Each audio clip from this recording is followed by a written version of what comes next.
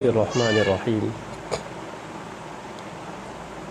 الحمد للہ رب العالمین والصلاة والسلام علی سید الانبیاء والمرسلین وعلی آلہ واصحابہ اجمعین ومن تبعہم بإحسان الی یوم الدین اما بعد اعوذ باللہ من الشیطان الرجیم بسم اللہ الرحمن الرحیم وما خلقت الجن والانس الا ليعبدون وقال الله تبارك وتعالى من كان يريد حرث الآخرة نزد له في حرثه ومن كان يريد حرث الدنيا نؤته منها وما له في الآخرة من نصيب صدق الله العظيم. قال النبي صلى الله عليه وسلم انما الدنيا خلقت لكم وانكم خلقتم للآخرة وقال عليه الصلاة والسلام الكيس من دان نفسه وعمل لما بعد الموت والعاجز من اتبع نفسه هواها فتمنى على الله الاماني او كما قال عليه الصلاة والسلام. بزرگان محترم، عزیز دینی بھائیوں، انسان کے دنیا میں آنے کا مقصد اللہ تبارک و تعالیٰ کو راضی کرنا ہے، اور انسان کے دنیا میں آنے کا مقصد اللہ تبارک و تعالیٰ کی خوشندی حاصل کرنا ہے، اور اللہ تعالیٰ کے منشے اور مرضی کے مطابق زندگی گزارنا ہے.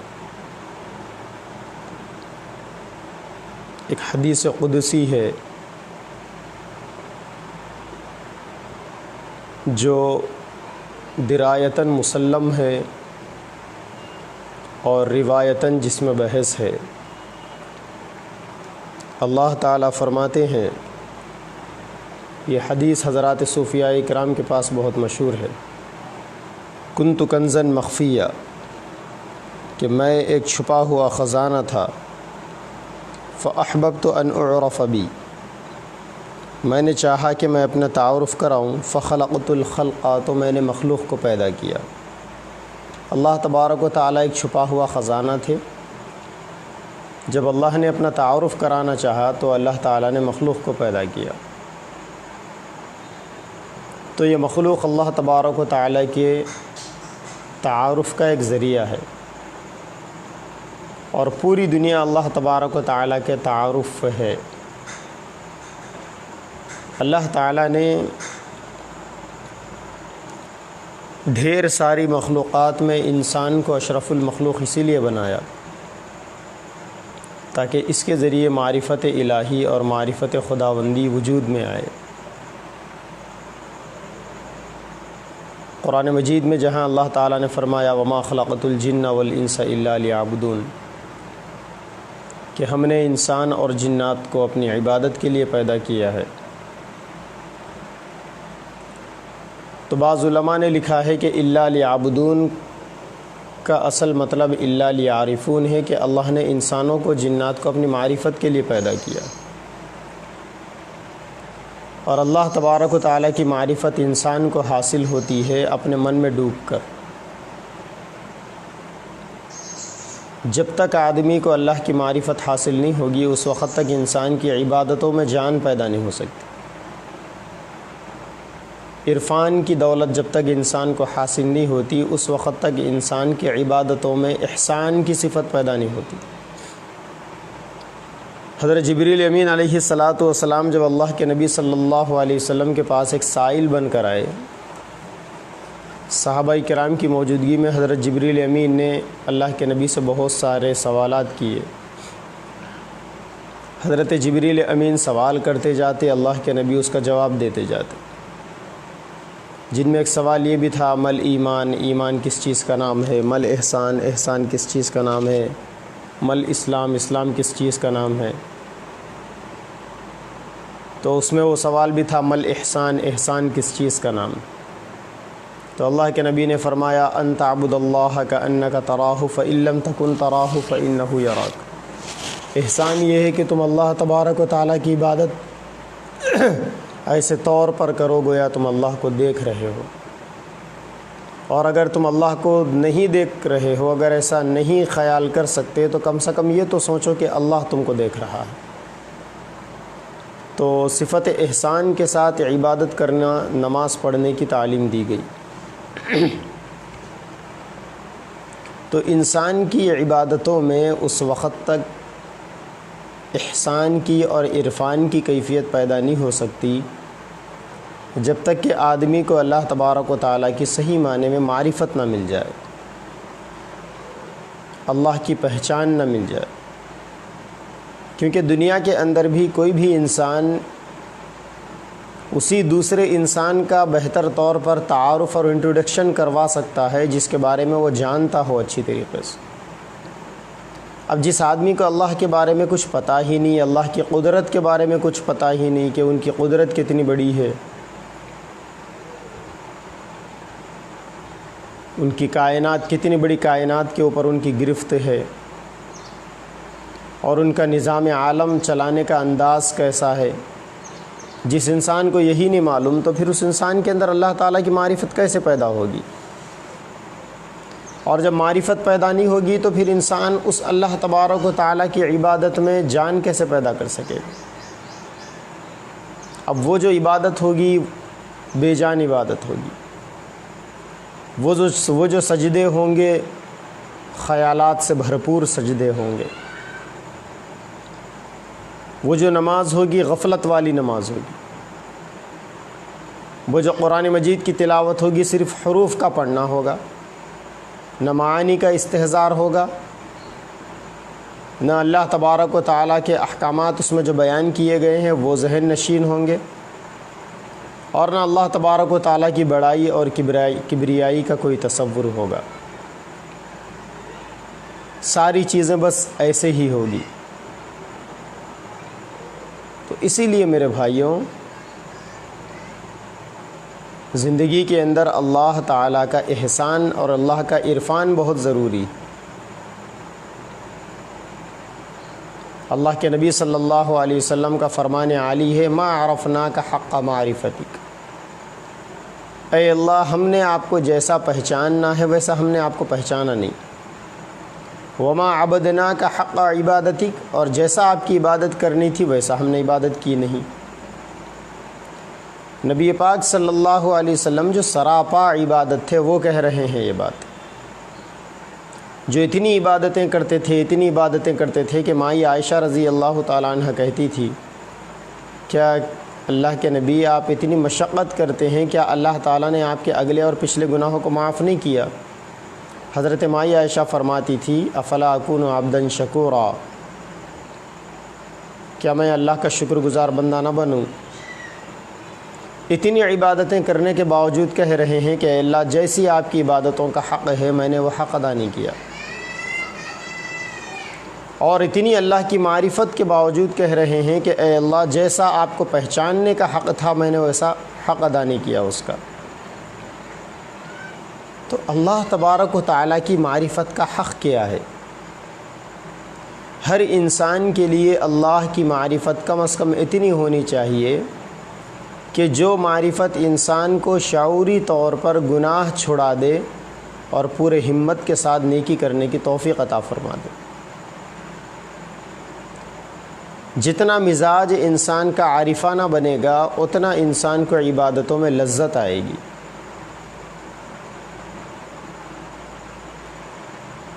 جتنا انسان کے اندر اللہ تعالیٰ کا عرفان پیدا ہوگا، معرفت پیدا ہوگی، اللہ کی پہچان پیدا ہوگی، اتنا گناہوں سے بچنا آسان ہوگا۔ انسان بہانے اور حیلے تلاش کرے گا گناہوں سے بچنے کے لیے، اور عبادتوں کے لیے انسان مواقع تلاش کرے گا، اللہ کو خوش کرنے کے مواقع، اور اس کو فراہم ہوتے جائیں گے۔ جب تک یہ چیز آدمی کے اندر پیدا نہیں ہوتی پھر اس وقت تک نہ انسان کو نماز میں مزہ آئے گا، نہ قرآن پڑھنے میں مزہ آئے گا، اور نہ اللہ کی اطاعت اور بندگی میں مزہ آئے گا، اور نہ گناہوں میں وحشت ہوگی۔ خوش ہوگا آدمی گناہوں کو کر کر، اور جن لوگوں کو اللہ کی معرفت ہوگی گناہوں سے گھبرائے گا۔ پیارے نبی صلی اللہ علیہ وسلم کی پیاری حدیث ہے کہ ایمان والے پر گناہ پہاڑ کے مانند بوجھ بن کر ہوتا ہے، کہ اگر کسی ایمان والے سے کوئی گناہ ہو جاتا ہے تو وہ یوں محسوس کرتا ہے کہ مجھ پر ایک پہاڑ ہے جس کو فوری ہٹانا ضروری ہے، ورنہ میں اس کی تکلیف میں مارا جاؤں گا۔ توبہ استغفار کر کر اس گناہوں کے بوجھ کو انسان ہلکا کر لیتا ہے۔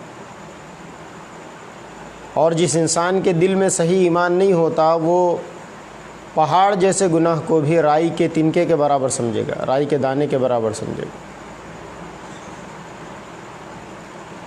تو صحیح اگر ایمان آئے گا، صحیح معرفت اللہ کی آئے گی، اور صحیح معرفت اللہ کی آئے گی تو پھر گناہوں سے بچنا آسان ہوگا، عبادت کرنا آسان ہوگا، اللہ کی بندگی کرنا آسان ہوگا۔ علامہ اقبال نے ایک شعر میں اسی مضمون کو یوں بیان کیا: تیرے سجدے کہیں تجھے کافر نہ کر دے،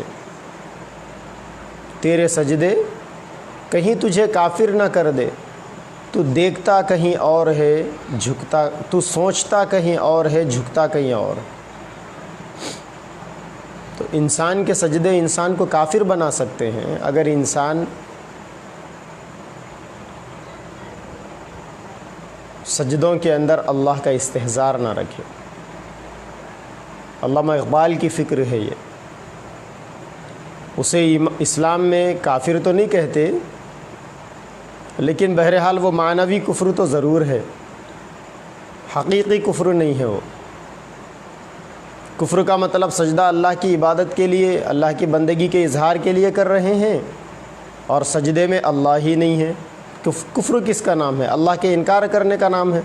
تو گویا سجدے میں پریکٹیکلی عملی طور پر اللہ کا انکار ہو رہا ہے۔ اس مفہوم کو علامہ اقبال نے سمجھایا کہ تیرے سجدے کہیں تجھے کافر نہ کر دے، تو جھکتا کہیں اور ہے دیکھتا کہیں اور۔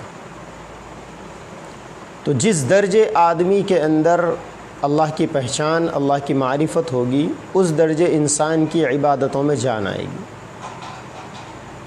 یہی وجہ ہے کہ بعض اکابر نے کہا کہ اللہ کے نبی صلی اللہ علیہ وسلم کی عبادتوں میں جو جان ہوتی تھی، اگر اس کو تقسیم کر دیا جائے تو تمام انبیاء کرام کی عبادتوں سے بڑھ کر وہ جان ہوتی تھی،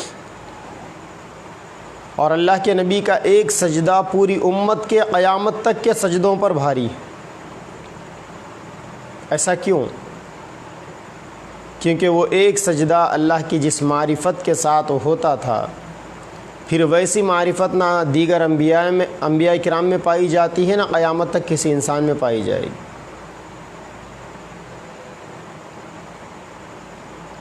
اسی لیے جو اللہ کی معرفت اپنے اندر رکھتا ہے، وہ اگر ایک سجدہ کر لے تو اللہ سے غافل بندوں کے کروڑوں سجدوں پر اس کا ایک سجدہ بھاری ہوتا ہے۔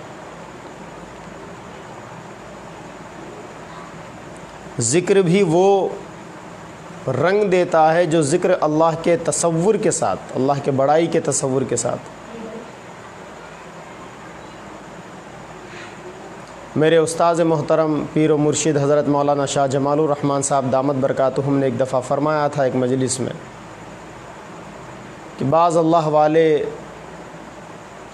ایسے بھی ہیں اور ایسے بھی تھے کہ جن کو ایک دفعہ سبحان اللہ کہنے میں گھنٹوں گزر جاتے تھے، ایک دفعہ سبحان اللہ کہنے میں گھنٹوں گزر جاتے تھے،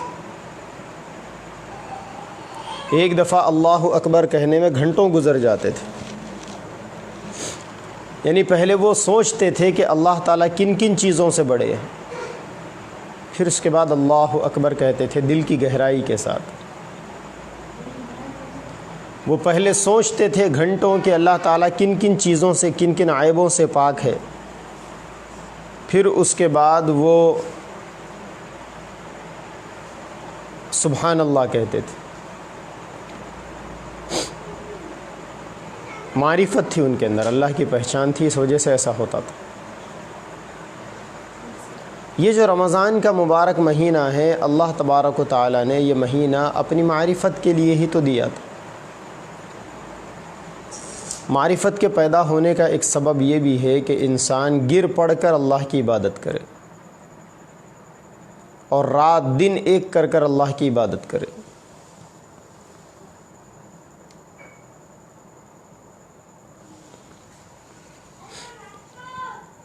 پورے استحضار کے ساتھ اللہ کی عبادت کرے۔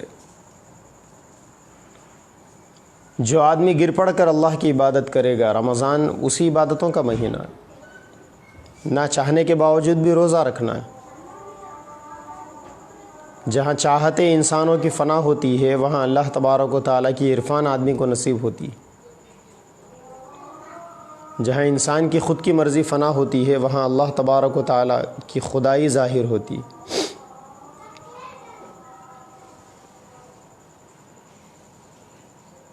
گرما کا موسم ہے، شدید موسم، روزہ رکھ رہا ہے آدمی، 15 16 گھنٹے کی تکلیف کو برداشت کر رہا ہے۔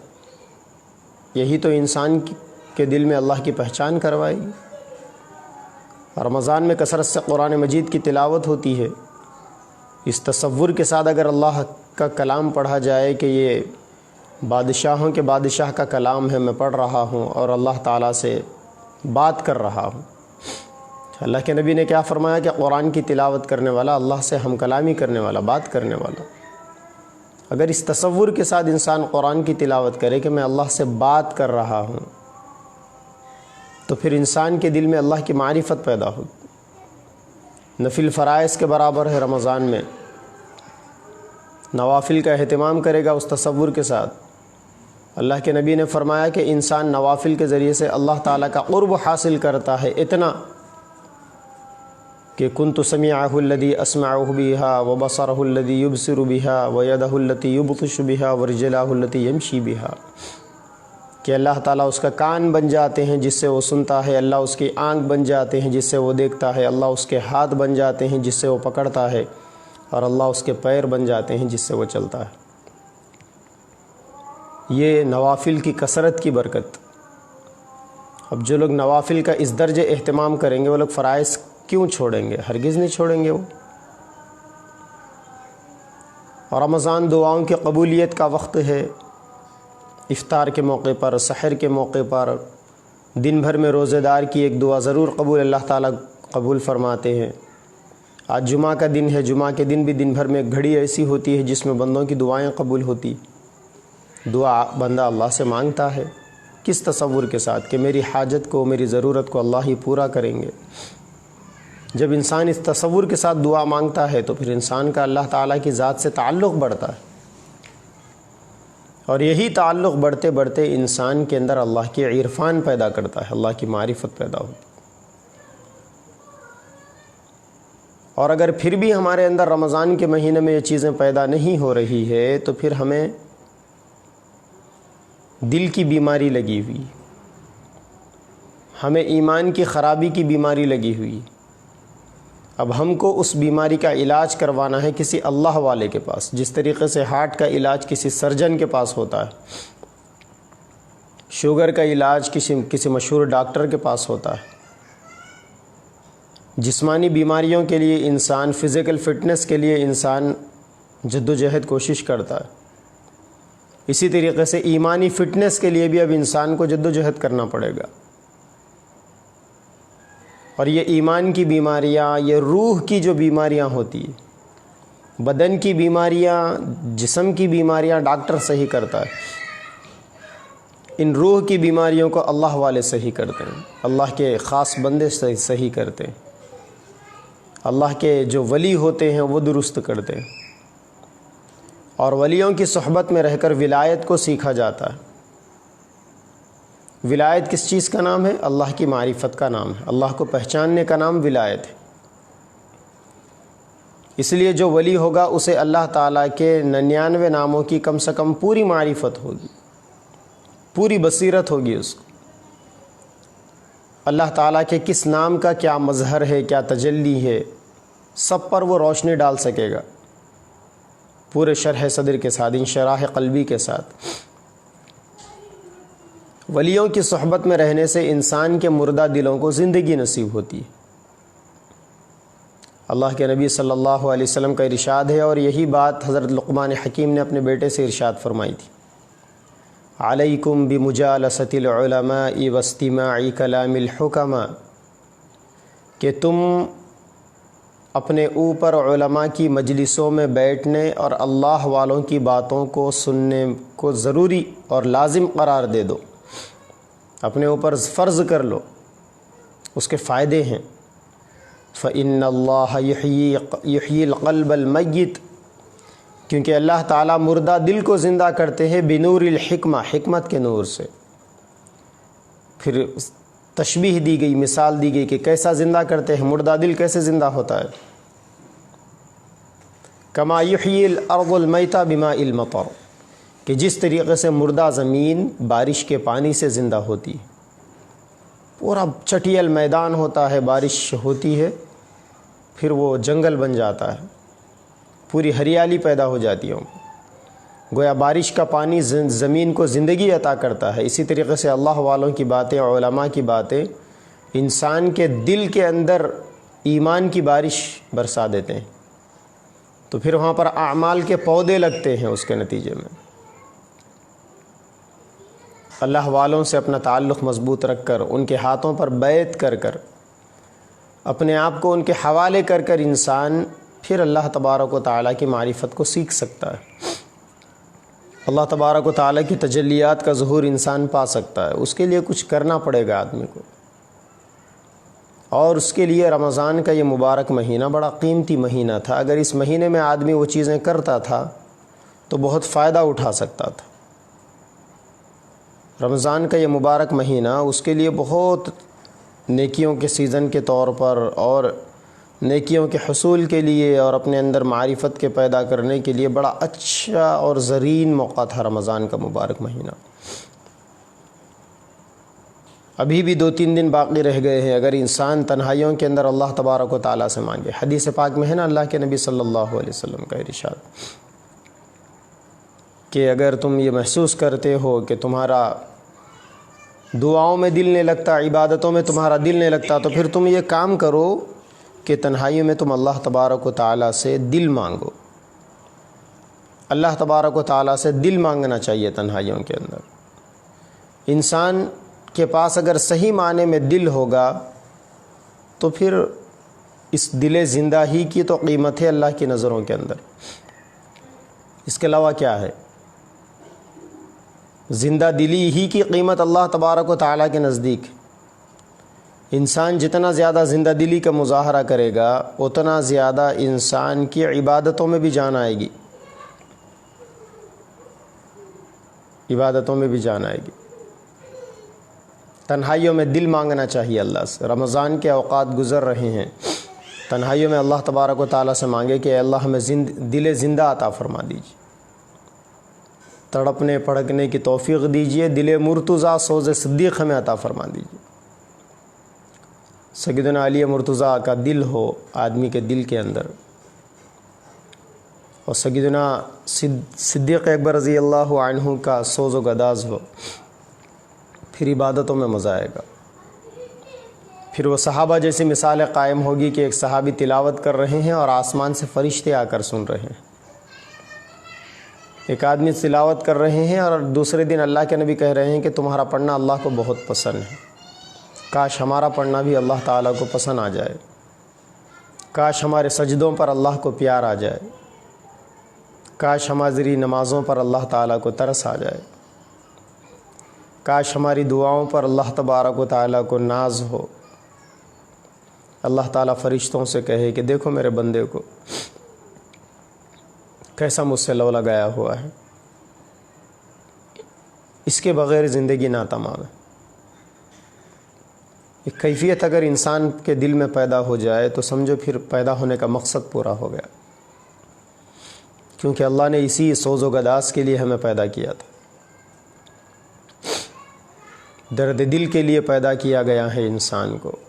یہی تو درد دل ہے جسے حاصل کرنا ہر مسلمان کا بنیادی مقصد ہونا چاہیے، ورنہ اللہ کی عبادتوں کے لیے تو اور بھی مخلوق تھی، فرشتے تھے جو ایک لمحہ بھی اللہ کی نافرمانی نہیں کرتے، لیکن اللہ تعالیٰ کو فرشتوں کی عبادت سے زیادہ بندوں کی عبادت پسند آتی ہے، کہ بندے نفس اور شیطان کے دھوکے میں اور دباؤ میں ہونے کے باوجود گناہ بھی اگر ہو جاتا ہے تو اللہ تبارک و تعالیٰ سے رجوع کر لیتے ہیں۔ میرے بھائیو، رمضان کے ان مبارک ایام میں ہم نے جو عبادتیں کی ہے، اب ان عبادتوں کو رمضان کے بعد بھی مستقل کریں۔ قرآن کو اپنا اوڑھنا بچھونا بنائیں۔ امام شافعی رحمۃ اللہ علیہ نے فرمایا، اہل القرآن ہم اہل اللہ، جو قرآن والے ہیں وہ اللہ والے ہیں۔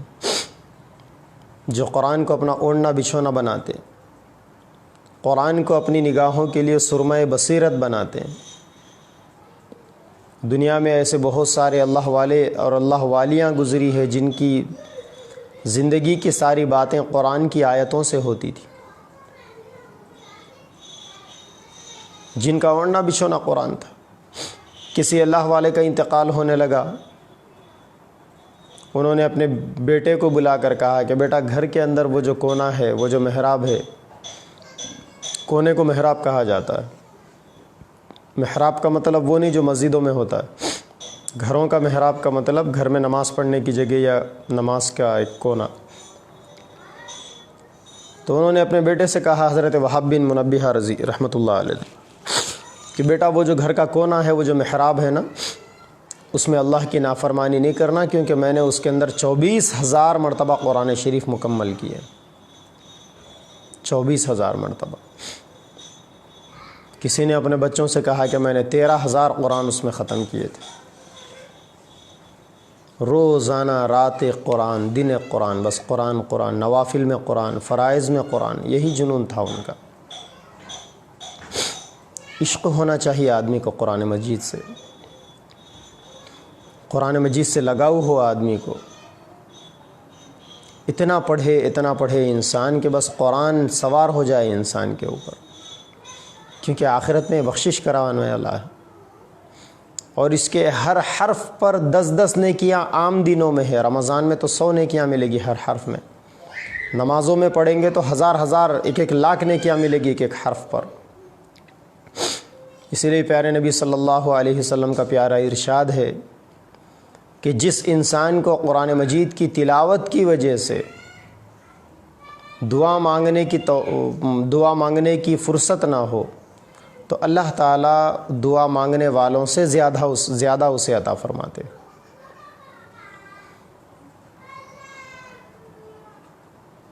افضل العبادت قراءۃ القرآن کہا گیا کہ قرآن کی تلاوت سب سے بہترین عبادت۔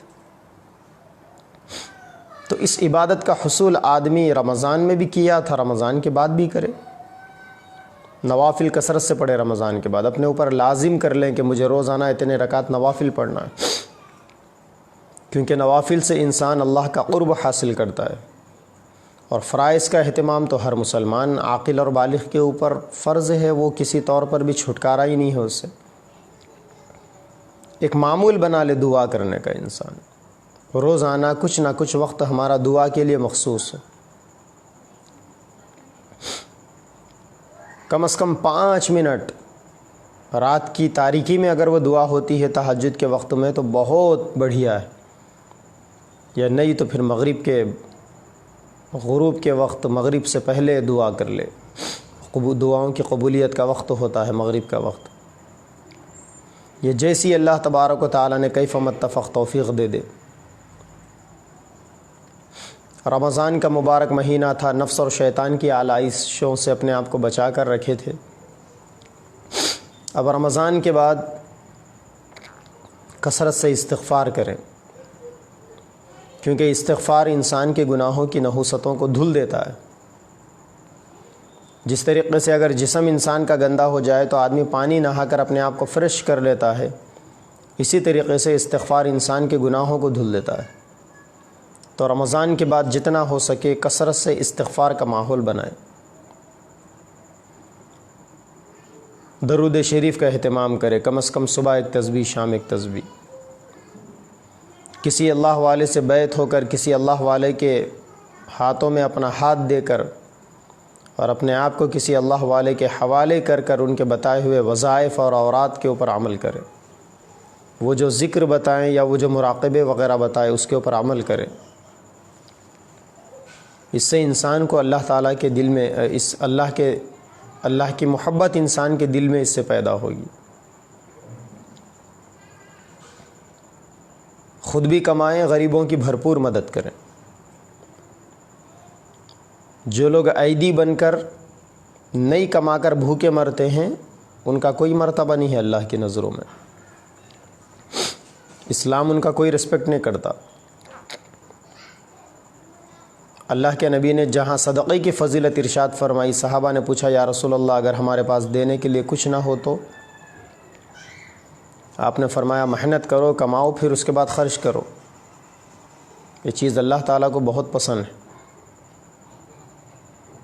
اگر آپ کے پاس نہیں ہے تو آپ کمائیے، کما کر خرچ کیجئے، یہ اللہ تعالیٰ کو بے انتہا پسند ہے۔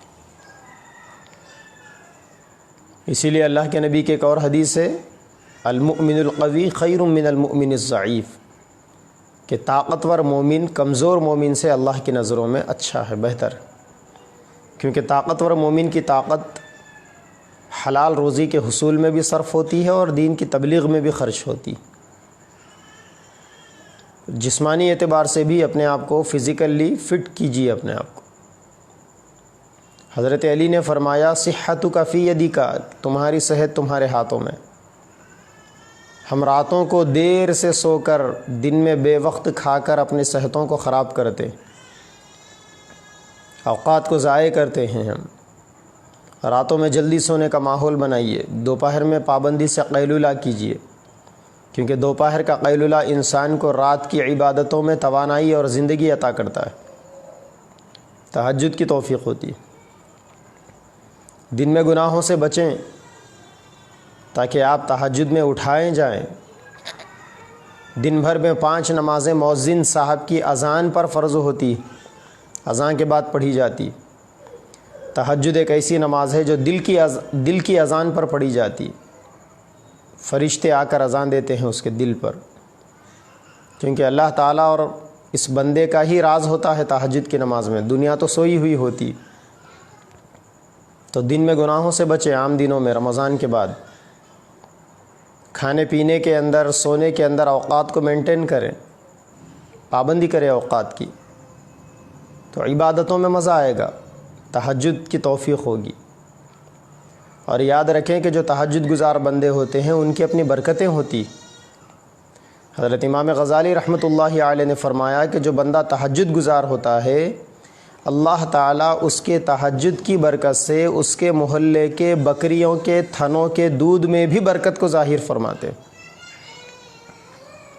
تہجد کی برکت جب انسان کے محلے کے بکریوں کے تھنوں کے دودھ میں بھی اگر ظاہر ہوتی ہے تو خود تہجد پڑھنے والا کتنا بابرکت ہوگا، اور اس کے گھر میں کیا برکتیں ہوں گی اندازہ نہیں کر سکتے آپ،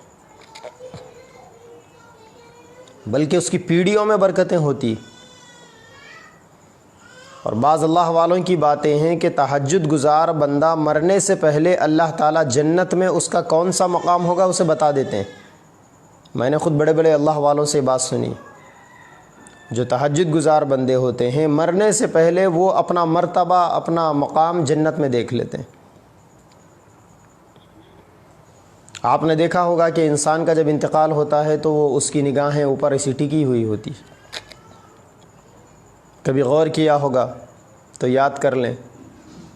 اللہ والے فرماتے ہیں کہ جب اللہ کا کوئی بندہ مرتا ہے اور ایسا دیکھتا ہے تو گویا وہ بعض تو وہ ہوتے ہیں جو اپنی روح کے جاتی ہوئی روح کو دیکھتے ہیں، اور اللہ تعالیٰ اللہ والوں کو اس موقع پر جنت میں ان کا مقام بتا دیتے ہیں کہ تم کو یہاں رہنا ہے، اور دنیا میں رہ کر وہ اپنے اتنے بہترین مقام کو غور سے دیکھ رہے ہوتے۔ تہجد کی برکتیں ہیں۔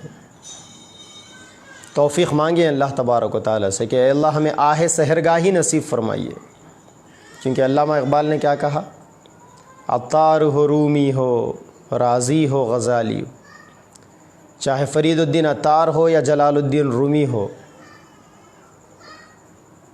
یا امام فخر الدین رازی ہو یا امام محمد بن محمد غزالی ہو، کچھ ہاتھ نہیں آتا بے آہ سحرگاہی۔ انسان کو کچھ نہیں ملتا راتوں میں روئے بغیر۔ دنیا میں جس نے جو ترقی کی ہے وہ راتوں کے رونے سے ترقی ملی ہے۔ اہل ایمان کو مرتبہ عظمیٰ، مرتبہ بلند اسی وقت ملتا ہے جب وہ راتوں کو روتے ہیں۔ اسی لیے اللہ تعالیٰ نے نبی سے فرمایا وَمِنَ اللَّيْلِ فَتَهَجَّدْ بِهِ نَافِلَةً لَكَ، راتوں میں کچھ نوافل پڑھو۔ قُمِ اللَّيْلَ إِلَّا قَلِيلًا، کہ اے نبی راتوں میں عبادتیں کرو، نِصْفَهُ أَوِ انْقُصْ مِنْهُ قَلِيلًا، آدھی رات عبادت کرو یا اس سے کچھ، أَوْ زِدْ عَلَيْهِ وَرَتِّلِ الْقُرْآنَ تَرْتِيلًا، یا اس سے کچھ زیادہ قرآن کی تلاوت بھی کرو ترتیل کے ساتھ۔ اللہ والے فرماتے ہیں کہ قرآن کی آیتوں پر انسان کو بصیرت اس وقت حاصل ہوتی ہے جب انسان رات کی تنہائی میں عبادتیں کرتا ہے۔ دن بھر توبہ استغفار کرنے کی اپنی فضیلت ہے، رات کے توبہ استغفار کی اپنی فضیلت ہے۔ مستغفرین بالاسحار، اللہ نے فرمایا ایمان والوں کی خوبی کہ استغفار کرتے ہیں سحر کے موقع پر۔ اس موقع پر جو تلاوت کی جاتی ہے، بڑے بڑے اللہ والوں نے فرمایا کہ لمبے لمبے مراقبے، لمبے لمبے ذکر و اذکار انسان کے دل میں وہ انوارات پیدا نہیں کرتے جو انسان رات کی تنہائی میں تہجد کے موقع پر کچھ آیتیں پورے تصور کے ساتھ، پوری بصیرت کے ساتھ قرآن کی تلاوت کرتا ہے۔ رمضان کے بعد یہ اس کا اہتمام کیجیے۔ رمضان میں صدقہ خیرات کیا تھا، غریبوں کی دعائیں لی تھی، رمضان کے بعد بھی اس کو معمول بنائیے اپنا، کیونکہ بیشتر دفعہ انسان اپنے مجاہدات سے اور اپنی محنتوں سے وہ حاصل نہیں کرتا وہ مراتب جو انسان کسی غریب کی دعا لے کر حاصل کر لیتا ہے۔ اللہ کے بندوں سے محبت کرنا یہ اللہ والا ہونے کی علامت ہے، کیونکہ اللہ کے نبی نے فرمایا فَأَحَبُّ الْخَلْقِ إِلَى اللَّهِ مَنْ أَحْسَنُ إِلَى عِيَالِهِ، اللہ تبارک و تعالیٰ کو سب سے زیادہ پسندیدہ وہ بندہ ہے جو اللہ کے کنبے اور اللہ کی مخلوق کے ساتھ محبت اور ہمدردی اور نرمی کا معاملہ کرنے والا ہو۔ اس کا اہتمام، غربا کی مدد، اگر آپ کے پاس حیثیت نہیں ہے محنت کیجئے، کمائیے، کما کر خرچ کیجئے، اللہ تعالیٰ کو بے انتہا پسند ہے یہ چیزیں۔ اور ابھی یاد آ جائے تو ہم ناچیز کو بھی دعاؤں میں یاد رکھ لیے، پورے عالم کے لیے دعائیں کیجیے، اور یاد رکھیں کہ یہ وقت اپنے آپ کو بدلنے کا وقت ہے، یہ دجالی دور ہے، یہ دجالی فتنوں کا دور ہے۔ یہ دیکھیں کہ یہودیت کتنی دندنا رہی ہے، دجالیت کتنا دندنا رہی ہے، کتنا خوش ہو رہا ہوگا دجال کہ پوری دنیا کے اندر لوگوں کو گھیر دیا گیا، ان کی جینے کی آزادی کو چھین لیا گیا۔ سیدنا عمر فاروق رضی اللہ تعالیٰ عنہ فرماتے تھے کیا ہو گیا لوگوں کو، وہ اپنی ماں کے پیٹوں سے آزاد پیدا ہوئے اور دنیا میں آ کر کسی کی غلامی کو انہوں نے قبول کر لیا، غلام بنایا گیا پوری دنیا کا لاک ڈاؤن کے نام پر۔ لاک ڈاؤن کے نام پر پوری دنیا کو غلام بنایا گیا، میڈیا کے پروپیگنڈے کے نام پر لوگوں کے گلوں میں غلامی کا طوق ڈالا گیا، لوگ اللہ تعالیٰ کے دیے ہوئے ذہنوں کو استعمال کرنے کو تیار نہیں، دلے ہوئے دل کو اللہ تبارک و تعالیٰ کے اس بدلتے نظام کو سمجھنے کے لیے، لگانے کے لیے لوگ تیار نہیں۔ عجیب المیاں ہیں، ماتم کا مقام بنا ہوا ہے ہر طرف، جسے دیکھو اسے وہی گھسی پیٹی باتیں، WHO کے پروپیگنڈے، میڈیا کے پروپیگنڈے زبان زد، ہر خاص اور عام پر۔ سوچو، دماغوں کو سوچنے والا بناؤ، اپنے دلوں کو مضبوط بناؤ، نگاہ بصیرت پیدا کرو، اللہ سے مانگو کہ اللہ ہمیں نگاہ بصیرت عطا فرمائیے، اشیاء کی حقیقت جیسی ہے ویسی دیکھنے کی توفیق عطا فرمائیے، اللہم ارنی حقائق الاشیاء کما ہی۔ دجالی فتنوں سے پناہ مانگو، اللہم انی اعوذ بک من اربعین، اللہم انی اعوذ بک من عذاب القبر وعذاب الحشر، اے اللہ مجھے قبر کے عذاب سے، حشر کے عذاب سے، ونعوذ بک من فتنۃ المحیا والممات، زندے اور مردوں کے فتنے سے، ونعوذ بک من فتنۃ المسیح الدجال، اور مجھے دجال کے فتنے سے بچائیے۔ دعا مانگیے، سال بھر اپنا معمول بنا لیجئے جمعہ کے دن سورہ کہف کی تلاوت کا، کیونکہ جو لوگ سورہ کہف کی تلاوت کرتے ہیں میرے نبی نے فرمایا دجال کے فتنوں سے بچے رہیں گے وہ۔ سورہ کہف کی ابتدائی اور آخری 10 آیتیں روزانہ پڑھنا اپنا معمول بنا لیجئے سونے سے پہلے۔ میرے نبی نے فرمایا دجالی فتنوں سے محفوظ رہیں گے۔ دجال کے دندنانے کا زمانہ ہے، یہ چھٹائی کا دور ہے، یہ ایمان والوں کو اور غیر ایمان والوں کو اللہ تعالیٰ الگ الگ کرنے کا دور ہے۔ لیمیز اللہ الخبیث من الطیب، یہ زمانہ طیب اور خبیث کو علیحدہ کرنے کا زمانہ ہے۔ اس لیے اپنے آپ کو طیبین کی جماعت میں شامل فرمائیے۔ خبیث تو بہت ہے کائنات میں، اور انسان طیب بنتا ہے ایمان کی سلامتی کے ساتھ، اعمال کے سدھار کے ساتھ۔ اللہ سے اپنے تعلق کو مضبوط کر کر انسان اس مرتبے تک پہنچ سکتا ہے۔ اپنی اولاد کو تیار کیجیے آنے والے برے وقتوں کے لیے، دجالیت کے مقابلے کے لیے اپنی اولاد کو تیار کیجیے۔ اپنے اندر جذبے سیلف ڈیفنس پیدا کیجیے، اپنے ایمان کے لیے لڑنے کی صلاحیت، اپنے دین کے بقا کی جد و جہد، اور سب سے بڑی بات اپنے نفس سے اور شیطان سے مقابلہ۔ اصل جہاد تو یہی ہے نا، سب سے بڑا جہاد وہ بھی ہے، یہ بھی ہے۔ یہ پیدا کیجیے اپنے دلوں میں ہمت۔ جو آدمی اپنے نفس سے نہیں لڑ سکتا وہ دجال سے کیا لڑے گا؟ جو آدمی شیطان کا مقابلہ نہیں کر سکتا وہ شیطان کی سب سے بڑی طاقت دجال کا مقابلہ کیا کر سکے گا؟ اللہ سے توفیق مانگیے، اللہ والوں کے پاس بیٹھیے، ہمت ملے گی ان دجالی فتنوں کا مقابلہ کرنے کی۔ اللہ تعالی ہم سب کو توفیق دے۔ چاند رات آئے گی، جس دن عید کا چاند نظر آئے گا، وہ رات بڑی بھاری رات ہے، بڑی قیمتی رات ہے، اسے لیلۃ الجائزہ کہتے ہیں، انعام کی رات۔ اس رات میں دعائیں قبول ہوتی، 5 راتوں میں خاص طور پر دعائیں قبول ہوتی ہے، جن میں وہ بھی ایک رات ہے۔ اس لیے جو لیلۃ الجائزہ ہے، لیلۃ الجائزہ کو تنہائی کی عبادت کرے، رو رو کر اللہ تعالیٰ سے دعا کرے، رمضان میں ہم سے جو کوتاہیاں ہو گئی ہے اس سے اللہ تبارک و تعالیٰ کی پناہ مانگے۔ اللہ کے نبی نے فرمایا کہ فطرہ غریبوں کی مدد کے لیے اور اپنے روزوں کی تلافی کے لیے ہے، فطرہ دے۔ ہمارے اپنے علاقے میں ہم نے گیہوں کا فطرہ 60 روپے اعلان کیا، 2.25 کلو گیہوں کا، اور اس کے علاوہ 3 قسم کے اناج اور ہے جس کا 3.5 کلو کا فطرہ دیا جاتا ہے۔ بارلے، جو کا، جو ہمارے علاقے میں 210 روپے اس کا فطرہ طے ہوا۔ 3.5 کلو کھجور کا فطرہ 420 روپے طے ہوا، 120 روپے کھجور کے حساب سے، 410 روپے، 420 روپے۔ اور 3.5 کلو کشمش کا فطرہ 920 روپے طے ہوا۔ بڑا فطرہ نکالیں 920 کا، سال میں ایک ہی دفعہ تو نکالنا ہے، یا کم از کم 420 والا نکالے، یا کم سے کم 210 والا نکالے۔ غریبوں کی زیادہ مدد ہوگی اس میں، اور اپنے روزوں کی تلافی پوری ہوگی۔ اور ساتھ ہی ساتھ لاک ڈاؤن ہے، نحوست چل رہی ہے، مسجدیں ویران ہیں، غیر آباد ہے، عیدگاہوں پر بھی حکومت نے کہا کہ نماز نہ پڑھے۔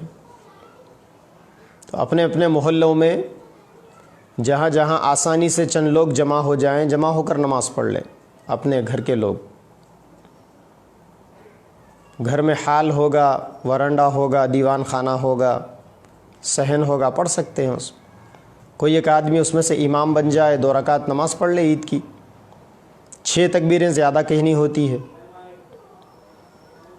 پہلی رکعت میں تکبیر تحریمہ کہہ کر اللہ اکبر کہہ کر ہاتھ باندھ کر ثنا پڑھے، پھر اس کے بعد 3 دفعہ اللہ اکبر کہتے ہوئے ہاتھوں کو اٹھائے، اللہ اکبر، اللہ اکبر، اللہ اکبر، ہاتھ باندھ لے تیسری تکبیر پر۔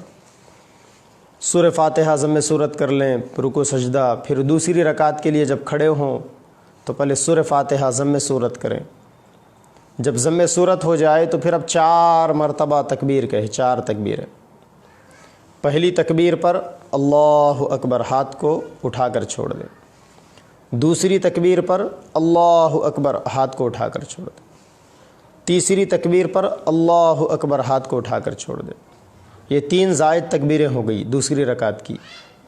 چوتھی تکبیر اللہ اکبر کہیں، ہاتھوں کو نہ اٹھائے، کیونکہ یہ تکبیر رکوع میں جانے کی تکبیر ہے، رکوع میں چلا جائے۔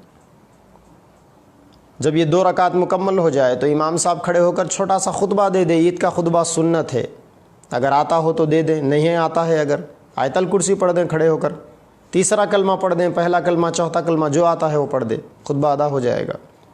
اور اگر وہ بھی نہیں آتا ہے تو بعض دفعہ مجبوری میں سنت کو چھوڑنے کی گنجائش ہے، وہ خطبہ چھوڑ دیں، عید کی نماز ادا ہوگی۔ اور اگر اطراف کے لوگ جمع نہیں ہو سکتے، خاندان کے لوگ، اکیلے ہی ہے آپ گھر میں، تو 2 رکعت یا 4 رکعت چاشت کی نماز کی نیت سے شکرانہ ادا کر لیں، اللہ سے دعا کر لیں کہ اے اللہ آپ نے رمضان دیا اور عبادتوں کی توفیق دی۔ یہ لاک ڈاؤن میں عید کی نماز پڑھنے کا یہ مختصر اور آسان سا طریقہ ہے، یہ کر لیں انشاءاللہ۔ اللہ تبارک و تعالی ہم سب کو توفیق عطا فرمائے۔ وآخر دعوانا الحمدللہ۔